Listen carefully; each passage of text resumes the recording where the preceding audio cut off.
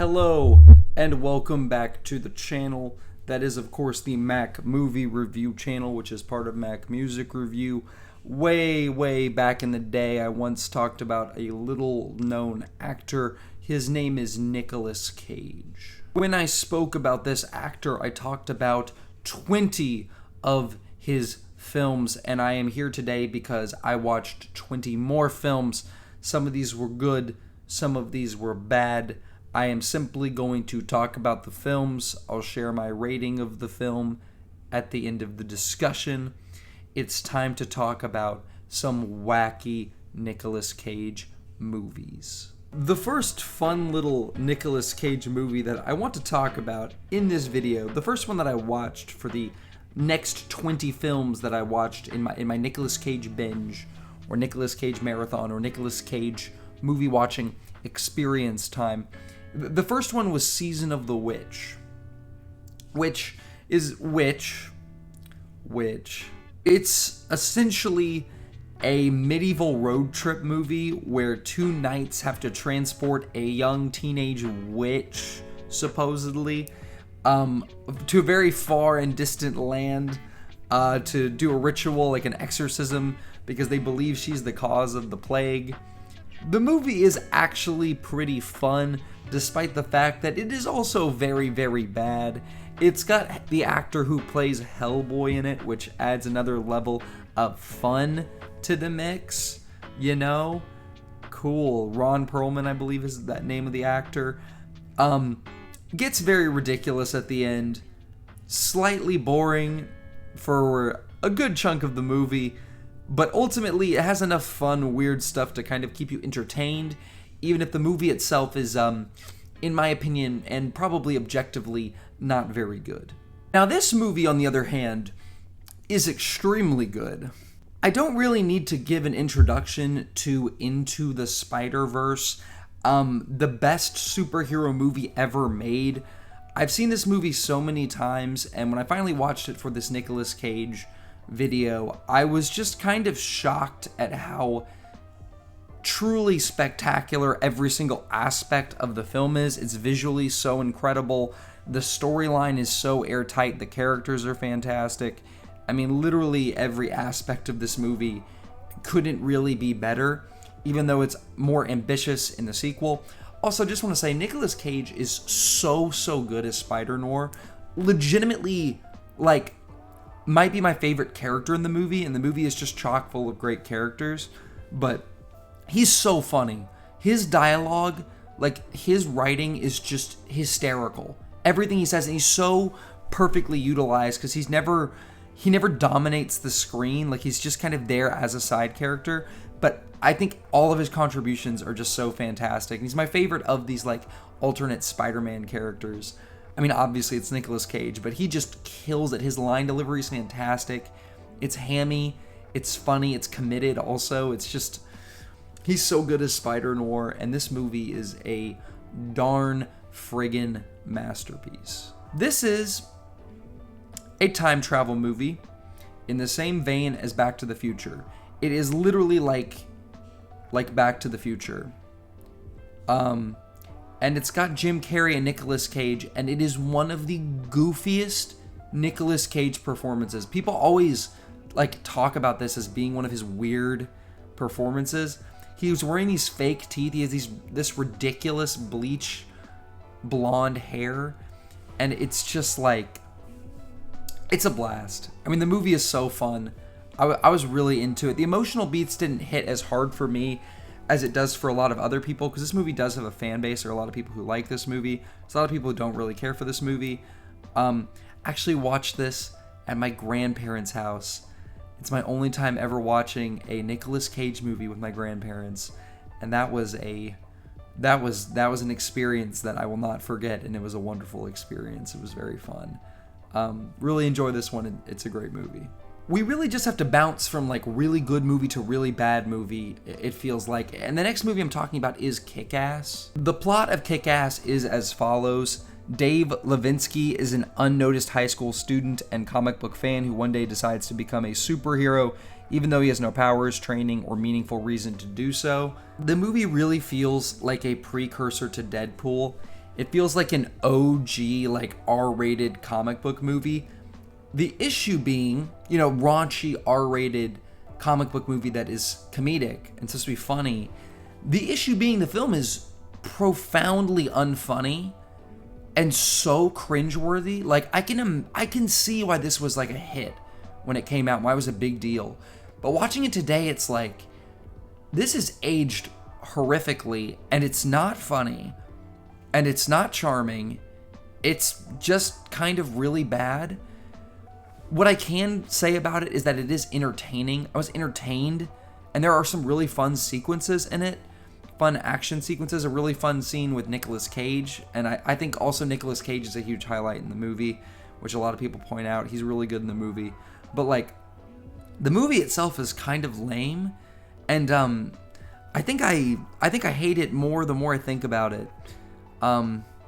Left a bad taste in my mouth. This one is an extremely deep cut. Like, very few people have seen this movie, so I am going to read the synopsis in full. In a small coastal California town, Henry and Nikki are pals from blue-collar families with only a short time before they ship off to World War II. Henry begins romancing new-to-town Caddy Winger, believing her to be wealthy. Mischievous and irresponsible, Nikki gets into trouble, which forces the other two to become involved, testing their relationship as well as the friendship between the boys. It's got frickin' Sean Penn in it. Legendary actor, acting alongside Nicolas Cage. They were so young. This movie came out in 1984. They were so young. They're like teenagers. They're playing teenagers. And the movie ultimately, in my opinion, doesn't have a lot to offer. Like, that's my criticism. Like, I can imagine somebody loving this movie or getting a lot out of it. It is fun. It has that 80s teenager movie kind of charm. It's got two very, very good scenes. And it's I'm not going to tell you what the scenes are. I'm actually not going to say, because it's kind of spoilery. But the movie has fun stuff. It has fun sequences. It's kind of a vibe. It just doesn't really, at the end of the day, give you much. It doesn't give you much. It doesn't really excel in any type of ways significantly. So I can't say the movie is like awesome or great or even rewatchable. It's just kind of a weird time capsule that has Nicolas Cage acting alongside Sean Penn, and they're like super young, and it's interesting, but not a movie I would really recommend. A lot of people really were pretty hard on this movie, Renfield. Fact of the matter is, it's just a really, really fun horror comedy. It's not the funniest thing in the world. The plot, of course, is a little bit messy, or really messy. It's made by the guy who made the Lego Batman movie. I don't even know which one I prefer between this and Lego Batman. Probably Lego Batman. But I think they rate about the same for me. I'd give them the same score. Really fun movie. Nicholas Hoult, not the first time Nicolas Cage has acted as a father figure for Nicholas Hoult in a Nicolas Cage film. Of course, if you've seen my first video, these two have done this before in a very different movie. But yeah, it's fun. It's fun. I laughed. I watched it with a really good friend and my sister, and we had so much fun watching it. Everybody had a good time. We were laughing.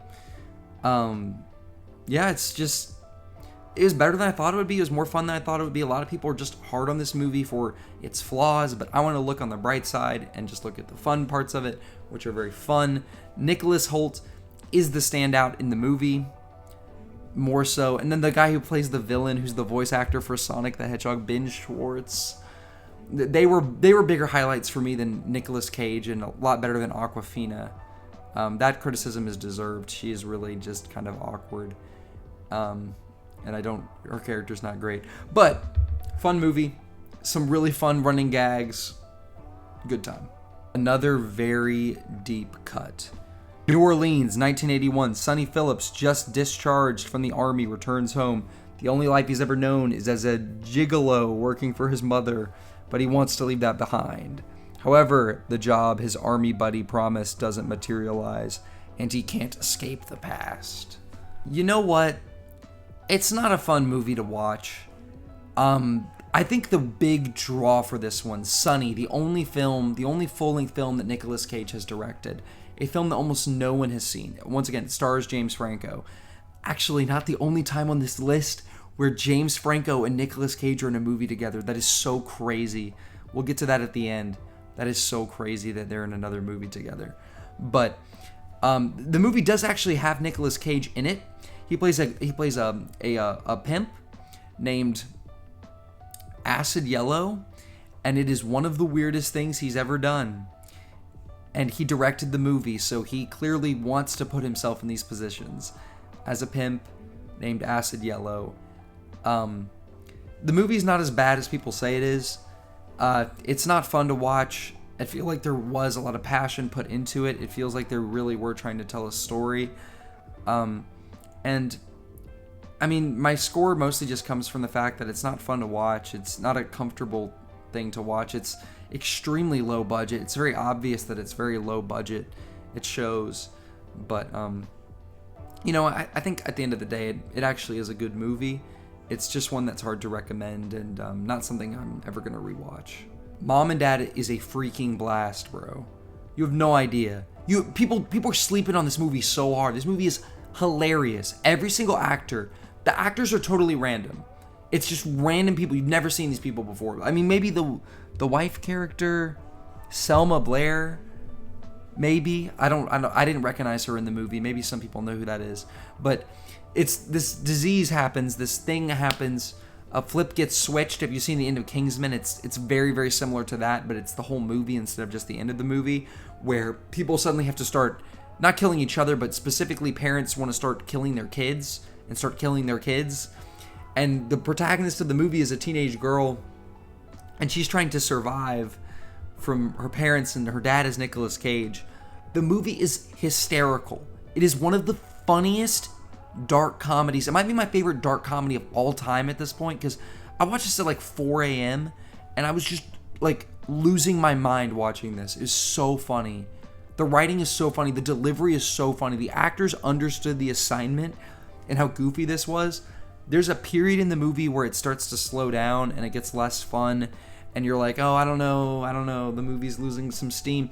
And then the ending happens and you're like, okay, I'm back on board. Like I'm totally back for like the last 10 minutes. It's such a great time. People sleeping on this one. It's so funny. If you're gonna watch any movie from this list, the one that I would recommend the hardest is Mom and Dad. And there's some other really good movies on this list. There's some other really good movies I'm going to talk about in this video. But Mom and Dad was my biggest surprise, and it is so, so fun. Raising Arizona, a Coen Brothers classic that I somehow did not catch in the first leg in my first Nicolas Cage video. I don't know why I put this one off, because it is one of the more famous Nicolas Cage roles and performances.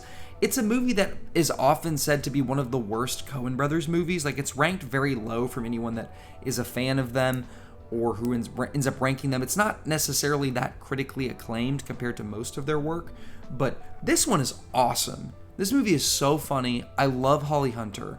I love the actress that plays his wife, who's the cop. I mean, it's just like, it's just a goofy, stupid, fun movie that's also very artistic and well made with great performances. It's super funny. More so than it's funny, it's just so entertaining and fun to watch. It's more fun than it is funny, but it is so fun.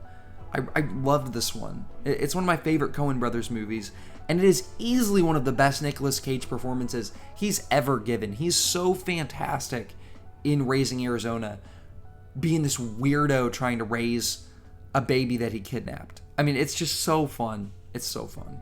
I'm going to read the synopsis for this one because the movie is very complicated.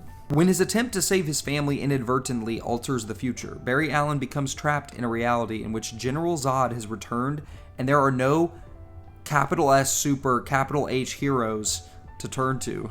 In order to save the world that he is in and return to the future that he knows, Barry's only hope is to race for his life. But will making the ultimate sacrifice be enough to reset the universe? My goodness, if that isn't the most convoluted sounding plot line. Like, we're already sick of multiverses, and just reading that makes you just kind of gag. I mean, that's just, ugh.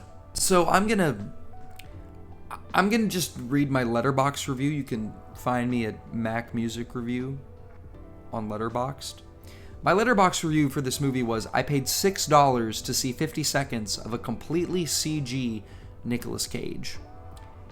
It was a glorious 50 seconds. Legitimately, he's in the movie for like 50 seconds. I don't really want to get into the movie, even though I read the synopsis. Moving on. Wild at Heart is a wild movie. After serving prison time for a self-defense killing, Sailor Ripley reunites with girlfriend Lula Fortune. Lula's mother, Marietta, desperate to keep them apart, hires a hitman to kill Sailor, but he finds a whole new set of troubles when he and Bobby Peru, an old buddy who's also out to get Sailor, try to rob a store. When Sailor lands in jail yet again, the young lovers appear further than ever from the shared life they covet. This one kind of blew me away. It blew me away because the ending was so profound and so moving, and the movie is like, it's a hard R. Like, the sexual content is pretty crazy. Like, there's some scenes in here which are like, I don't even know. The movie is wild. Nicolas Cage's performance, think Con Air, but like way goofier. Like that's his performance in this. Laura Dern is in it. Willem Dafoe is in it, and he is a sicko in this movie. He's the nastiest villain. One of the nastiest villains I've ever seen in anything. And he's not even in that much of the movie, but he just demands every second he's on screen all of your attention. And man, the movie's worth watching just for the ending. Just for you going on this journey and watching this movie that is so strange, that is honestly, I didn't know how to feel about the movie the entire time I was watching it, other than that it was weird, until the end, and everything just clicks. And it's chock full of really, really strong references to The Wizard of Oz. It's a good movie. This is a movie, it's the opposite of Kick-Ass, where the more I think about it, the more I appreciate it and the more I like it. But yeah, I would definitely recommend this one. Don't worry, it's the last animated movie on this list, in this video. I didn't watch The Croods for the first video or for this video. I didn't watch The Croods or The Croods 2. I'm not planning on doing a third video. It's the last animated one. It's a movie that people, that's going to piss people off, but Teen Titans Go to the Movies is a blast. So many hilarious gags, so many funny bits. The movie, a lot of the bits, the issue is, and I've heard this criticism of this movie, even from people who like it, and believe it or not, this movie's critically acclaimed. Movie critics like it, but I've heard that, like, the bits only work once. That's not true for all of the bits. Some of the bits only work once. It's also a movie that is fully relying for the humor on shock value, and it is shocking. Either shock value or really, really stupid childish humor. Both of that works for me.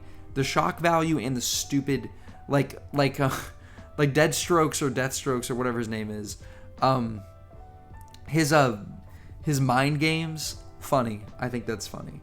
Batman versus Superman gag, funny. Marvel fourth wall references, funny. Stan Lee, funny. Movie is funny. It's fun. I dare say it's heartfelt. I'm probably like the biggest.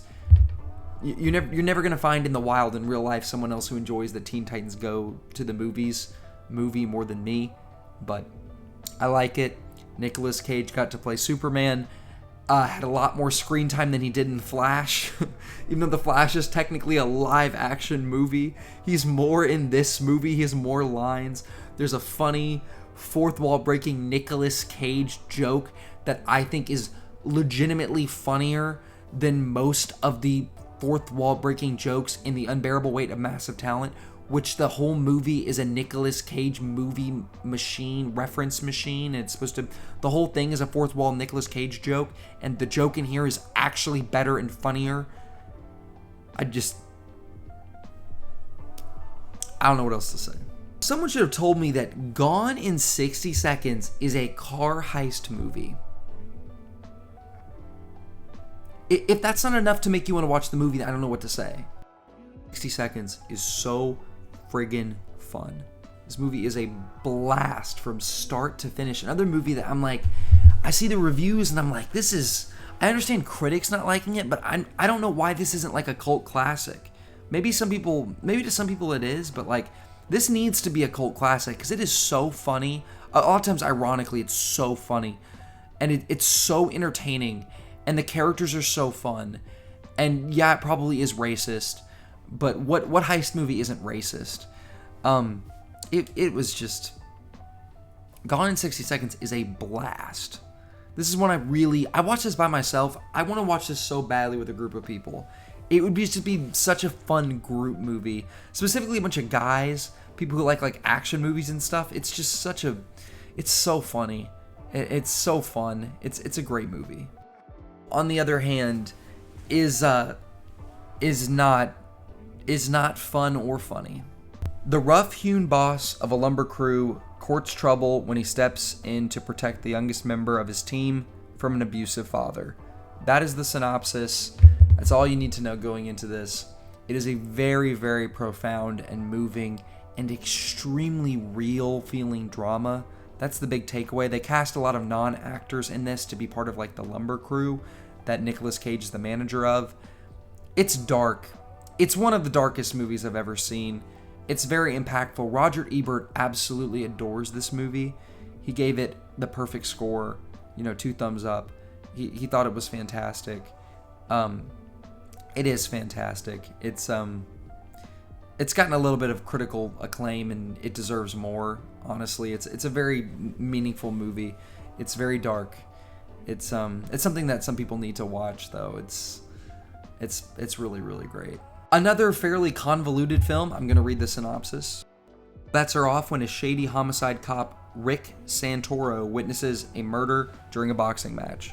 It's up to him and lifelong friend, Naval Intelligence Agent Kevin Dune, to uncover the conspiracy behind the killing. At every turn, Santoro makes increasingly shocking discoveries that even he can't turn a blind eye to. It was fine. It's a Brian De Palma film. I absolutely loved the movie Blowout. Blowout is such an incredible, unreal, just perfect movie. That is so fantastic. And so I was really excited to see that, like, I'm really, from all the De Palma films that I've seen recently, I'm really kind of loving De Palma as a director. And so when I watched Snake Eyes, I was pretty let down by how, like, just kind of lame it fell. Just kind of how flat it fell for me. It just didn't do anything for me. I thought it was kind of boring, very convoluted, not all bad. There's redeeming aspects to it. You definitely have the director's style and flair, much less so than the other films I've seen by him, but he's definitely there. You can definitely, if you're a diehard De Palma fan, I think you'll enjoy this one. And the critical consensus on it seems to have been going around in a more positive direction since when it came out, which is interesting, but it doesn't do much of anything for me. I was really, really hoping I would like this one more than I did. It's not bad, but I was hoping I would like it more. Hapless family man Paul Matthews finds his life turned upside down when millions of strangers suddenly start seeing him in their dreams. But when his nighttime appearances take a nightmarish turn, Paul is forced to navigate his newfound stardom. I have thought so much about this movie, not because the movie is thought-provoking. I don't think it's that thought-provoking. I've thought so much about why is this movie not better than it is. And I think it's a good movie. I think Nicolas Cage is fantastic in it. Like, this is one of his better performances. Specifically 2020's like really late career, current day Nicolas Cage. Thought he was really good in this. But it was just, the movie plays it like it's such a crazy, insane plot. Like, it's such a crazy concept. And the movie plays it so straight. It's very methodical. Everything unfolds like logically how you think it would. Like, it feels so realistic despite the fact that it's so absurd. And the storyline and the plot just moves in such a straight line. Like, everything happens that you think would happen. It doesn't really have a lot of curveballs for you. Not until the end. Which I really, really love the ending. I think the ending is really great, where it tries to insert some pathos. The other issue is the movie is not nearly as funny as people online act like it is and say that it is. It's not that funny. Like, there's a few like things that you laugh at out of shock, But I watched this with a friend. I think if I watched it by myself, I wouldn't have laughed at all. I was just laughing because I watched it with a friend, but I was like, it's not terribly funny. And everyone talks about this like it's hilarious, and I'm like, it's more of a dramedy. It's pretty dark.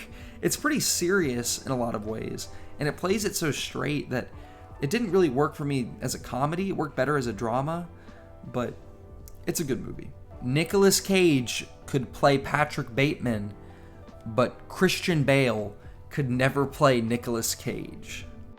Vampire's Kiss is one that I absolutely had to watch for this video because there's really three meme Nicolas Cage movies out there. And they are Port of Call, New Orleans, which is the deepest cut of the meme movies, even though it's somewhat viral, some of the meme things, but not nearly so much as the second most memed one, which is Vampire's Kiss. That's for a reason. And the most memed one, which is The Wicker Man, the remake of The Wicker Man. This one works as a meme machine.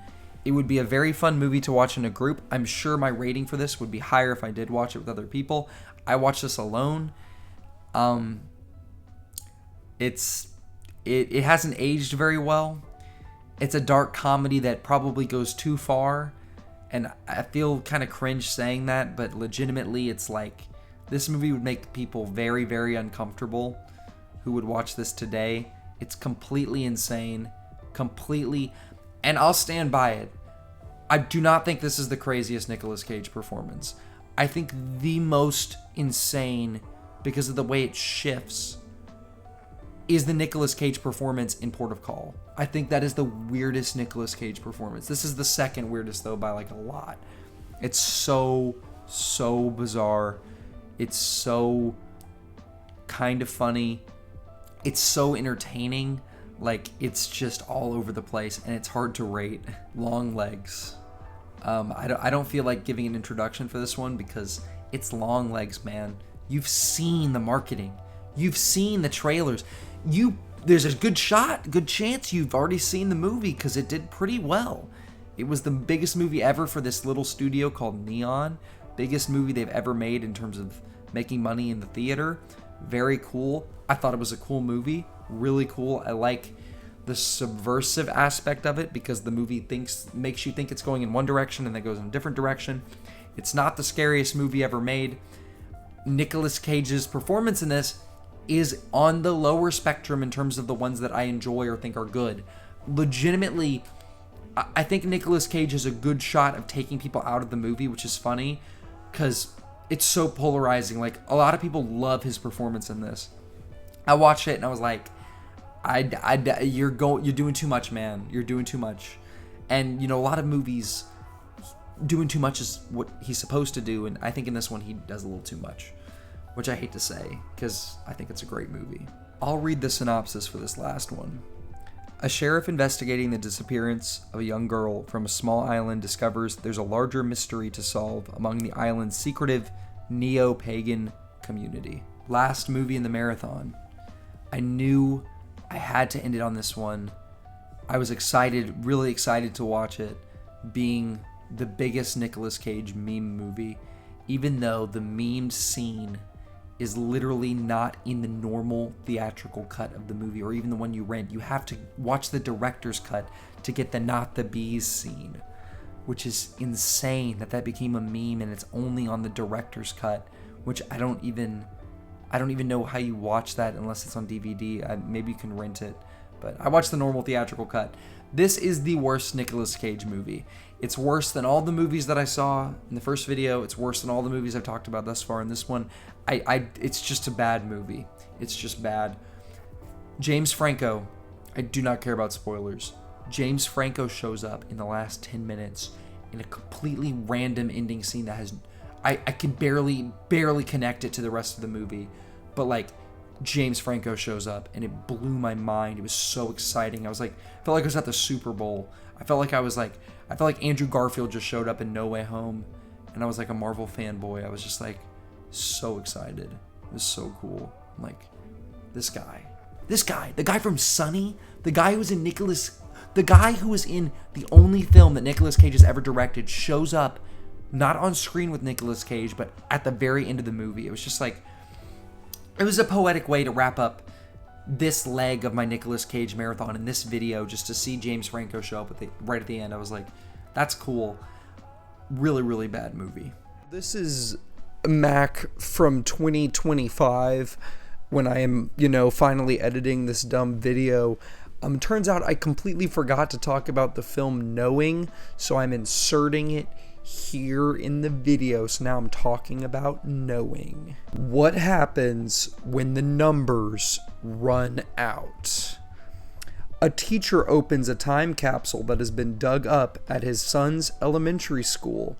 In it are some chilling predictions, some that have already occurred and others that are about to, that lead him to believe his family plays a role in the events that are about to unfold. It's a very vague synopsis, and at the end of the day, it really doesn't matter because this movie is not very good. Like, it's kind of boring.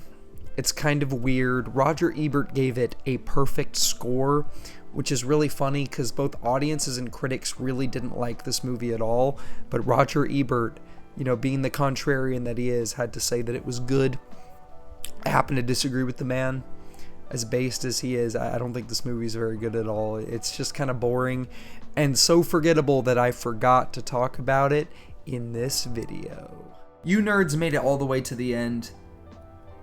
A couple statistics. What is the worst decade for Nicolas Cage in terms of bad movies? What is the best decade for Nicolas Cage in terms of good movies? I would argue that from what I have seen from the 40 films that I watched, that his worst decade for movies was actually the 2000s, which is funny because he landed a couple roles in the 2000s and he had some good ones like Gone in 60 Seconds or National Treasure. I think that was released in the 2000s. He had some good movies, but he also had movies that were just kind of not so good. And The Wicker Man was one of them. And I just think it was ultimately the weakest decade in terms of the 40 films that I watched for Nicolas Cage. He got an Oscar nomination this decade, but nah. The 90s, the best decade for Nicolas Cage. And that is almost undisputed. Like, the 90s is the decade he won his Oscar. The 90s were his big three movies, what is people call the Trinity, which is The Rock, Con Air, and what's the other one? What's the other big Nicolas Cage movie Face Off. So 90s, he was a movie star, he was an action star, he was huge. Raising Arizona came out there, which is one of his most beloved movies, I guess. Bringing Out the Dead, which is the best Nicolas Cage movie. That's it. His best performance he's ever given. He was a legitimately amazing actor in the 90s. If you're wondering, combined for both of these videos, if you've seen both of them, if you're a diehard Nicolas Cage and Mac movie review supporter, the decade that was the most prevalent for Nicolas Cage, the ones I watched the most films from, was the 2000s. I watched 12 films total from the 2000s. And then the decade I watched the least of was the 80s. I only watched 5 total Nicolas Cage movies from the 80s in both of these videos combined. So he's prolific in the 2000s. I think with all of my data, which is those 12 movies, that was his worst decade. His best decade was the 90s. And that are them's the stats. If you watch this whole thing, you're a psychopath. It's so boring. The editing is minimal at best. Terrible at worst. Nicolas Cage. I'm now gonna start. I've started a different actor. I had so much fun, like specifically watching movies that had Nicolas Cage in them, that I decided the same thing for Willem Dafoe. I don't know if I'm gonna make it into a video. We'll see. If I feel like it, then I will. If I don't feel like it, then I won't. I've seen so many Willem Dafoe movies that most of the movies I watch are gonna be rewatches. So I need to spice it up and watch a couple that I haven't seen. But this was so fun. I love doing this. I discovered some truly like all-time favorites for me. Mom and Dad, Joe, absolutely freaking Raising Arizona.